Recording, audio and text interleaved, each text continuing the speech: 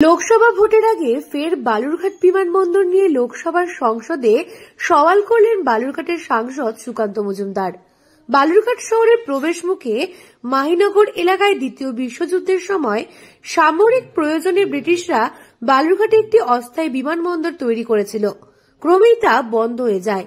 পরবর্তীতে ভারত চীন যুদ্ধ ৭১-এর যুদ্ধের সময় সেনাবাহিনীরা এই বিমানবন্দর ব্যবহার করে।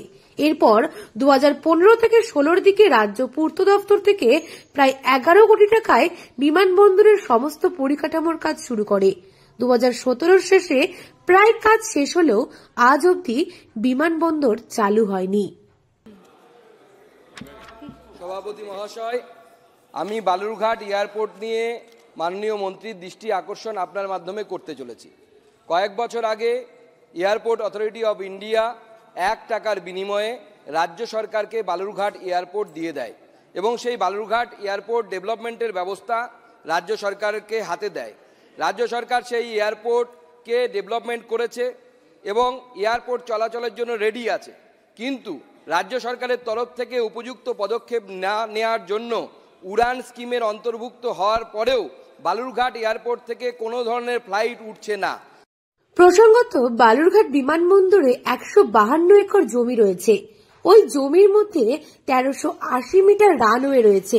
দীর্ঘ প্রায় 5 বছর আগে বালুরঘাট বিমানবন্দরের সব কাজ শেষ হয়ে যায়। একাধিকবার এয়ারপোর্ট অথরিটি অব ইন্ডিয়া এবং রাজ্যের পরিবহন দপ্তর বালুরঘাট বিমানবন্দর পরিদর্শন করলেও আজও তা চালু হয়নি। জানা গিয়েছে এখনো বিমানবন্দরের নানা কাজের খামতি রয়েছে, ফলে এখনো এই বিমানবন্দর চালু হচ্ছে না। তবে সম্প্রতি গত ডিসেম্বর মাসে রাজ্য সরকারের পরিবহন দপ্তর বালুরঘাট বিমানবন্দর পরিদর্শন করেছে, কিন্তু এই বিমানবন্দর চালুর বিষয়ে এখনো কোনো উদ্যোগ না হচ্ছে না বলে অভিযোগ। এবার সেই বিষয়টিকে নিয়েই সংসদে তুলে ধরেন বালুরঘাটের সাংসদ সুকান্ত মজুমদার। তাই আমি মাননীয় মন্ত্রীকে আপনার মাধ্যমে অনুরোধ করতে চাই যে রাজ্য সরকারের সাথে কথা বলে প্রয়োজনে কুচবিহার পর্যন্ত যে সিঙ্গেল ইঞ্জিন এয়ারক্রাফট চলছে সেই এয়ারক্রাফট চলাচলের ব্যবস্থা বালুরঘাট এয়ারপোর্ট থেকে যেন করা হয় এবং এর ফলে শুধু বালুরঘাট তথা দক্ষিণ দিনাজপুর জেলা নয়, আশেপাশের মালদা, উত্তর দিনাজপুর এবং মুর্শিদাবাদের কিছু অংশ অর্থাৎ প্রায় 4-5টি লোকসভার অধিবাসীগণ এর সুবিধে পাবে। ধন্যবাদ স্যার। পাশাপাশি এই জেলার বিমানবন্দর যাতে চালু করা হয় সেই কেন্দ্রীয় সরকারের সংশ্লিষ্ট মন্ত্রককে অনুরোধ জানান সুকান্ত মজুমদার। এ বিষয়ে সুকান্ত মজুমদার সংসদে দাঁড়িয়ে বলেন, এই এয়ারপোর্ট চালু হলে শুধু দক্ষিণ দিনাজপুর নয়, আশেপাশের উত্তর দিনাজপুর, মালদা এবং মুর্শিদাবাদের কিছু অংশ তথা 4 থেকে 5টি লোকসভার অধিবাসীগণ সুবিধা পাবে। 11 বছর কেটে গিয়েছে, বালুরঘাট বিমানবন্দরের পুনর্গঠনের কাজ এগোয়নি এতটুকুও।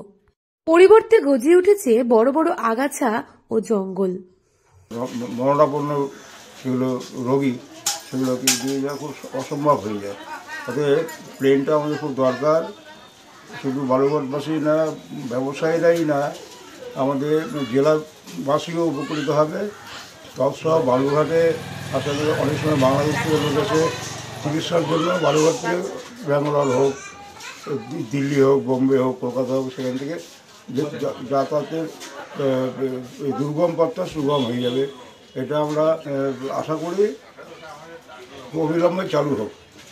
বালুরঘাট বিমানবন্দরের বিমান চলাচল তো দূরের কথা, রানওয়ের আশেপাশেও গজিয়ে উঠেছে বড় বড় গাছ, অথচ পরিকাঠামো উন্নয়নের খাতে কোটি কোটি টাকা ব্যয় করা হয়েছে। দক্ষিণ দিনাজপুর থেকে সুস্মিতা গোস্বামী রিপোর্ট, লোকাল 18 বাংলা।